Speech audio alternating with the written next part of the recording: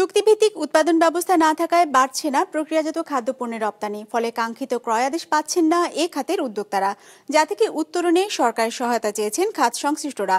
মঙ্গলবার রাজধানীতে আয়োজিত বাপা ফুড প্রোর উদ্বোধনী অনুষ্ঠানে এসব বিষয় উঠে আসে। 250-টিরও বেশি ডিজাইন অপশন নিয়ে ওয়ালটন স্মার্ট ফ্রিজ, বোঝে আপনার প্রয়োজন।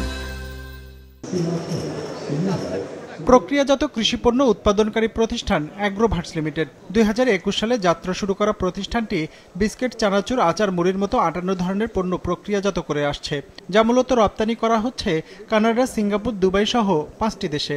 প্রতিষ্ঠানটি বলছে বছরে প্রায় $35 লাখ পণ্য রপ্তানি করছে তারা, যা সামনের দিনে আরও বাড়বে।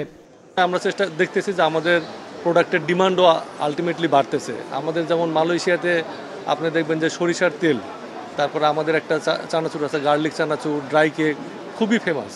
দুবাইও সেম। গত বছর যা করছি এই বছর তার অলমোস্ট ডবল হয়েছে। আমরা এটাই আশা করতেছি নেক্সট ইয়ারে অ্যাটলিস্ট 30 or 40% যাতে আমাদের বিজনেস ইনক্রিজ হয়, সেইভাবেই আমরা কাজ করতেছি। হিসাব বলছে 2024-25 অর্থ বছরের প্রথম 7 মাসে প্রক্রিয়াজাত খাদ্যপণ্য রপ্তানি হয়েছে $67.30 লাখ, যা তার আগের বছরে একই সময়ে ছিল $60.90 লাখ। সেই হিসেবে রপ্তানি আয়ের প্রবৃদ্ধি হয়েছে প্রায় 11% মতো, যদিও 2027 সাল নাগাদ এই খাত থেকে $200 কোটি আয় করতে চায় এ খাতের উদ্যোক্তারা। Within 2 years, $2 billion, like so that's our goal. I feel that it's not tough. I think with the energy, with the speed, with the goal, with the desire, with the ambition, with the ideas that we have, especially here in Bangladesh, we will be able to grow.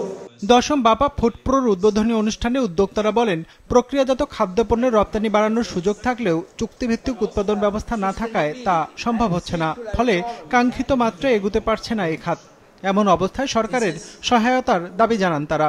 বেশি সাহেব, আপনি এক্সপোর্টের সাথে involve, পৃথিবীর বড় দায়িত্বে আছেন আপনি।